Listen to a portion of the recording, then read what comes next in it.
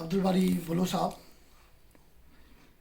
झटक में मुंहिंजे ज़हन में हिकिड़ी भिटाई साईं जे हवाले सां शइ आई। असां वटि डेल कार्नेगी बि हले थो, ॿिया साइकोलॉजिस्ट बि हलनि था, तमामु घणियूं ॻाल्हियूं। पाउलो कोयलो असां वटि मशहूरु थियो आहे, तर्जुमो बि थियो आहे।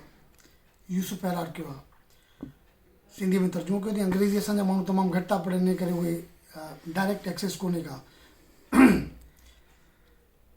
अहिड़ियूं ई नफ़्सियाती शयूं असांखे भिटाईअ पंहिंजे रिसाले में खोड़ सारियूं ॾिनियूं आहिनि, जिन ते असां गौर न कंदा आहियूं। थींदो ईअं आहे त असां जॾहिं पावर में हूंदा आहियूं, मस्तीअ में हूंदा आहियूं, कावड़ अची वेंदी आहे त हिकिड़े अहिड़े माण्हू जी बेइज़ती कंदा आहियूं जेको असां खां उहिदे में घटि हूंदो आहे या असांजो कमदार हूंदो आहे। इन पोज़ीशन खे असां बहरहाल नफ़्सियाती तौरु शिकार बणाईंदा आहियूं, हावी थी वेंदा आहियूं, कावड़ अची वेंदी आहे। पोइ असां इहो न ॾिसूं त चारि माण्हू ॿिया बि वेठा आहिनि त उनजो बि को सेल्फ एस्टीम आहे ऐं उनखे हीअं करणु न घुरिजे। इन हवाले सां भिटाई साईं जे दौर में कातारणियूं जेके हुयूं, जेके सुट कतींदियूं हुयूं, उन्हनि खां सुट कतींदे बि मिस्टेक्स थी वेंदियूं।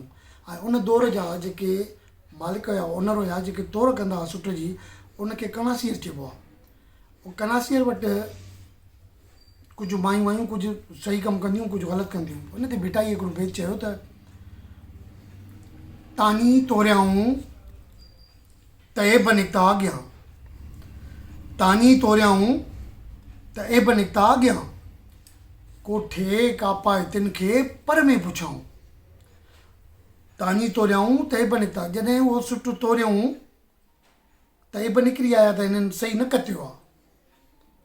उहो छा कयो, उन ओनर, उन कनासियर उनखे हथ खां वठी ॿाहिरि वठी वियो, ॿियनि जे साम्हूं उन्हनि खे बेइज़तो न कई। कोठे कापाए तिन खे पर में पुछाऊं। पोइ उहे छा थियूं जवाबु ॾियनि, चए अॻलड़ी आऊं मूंखां भड़ा भॻा न थिया।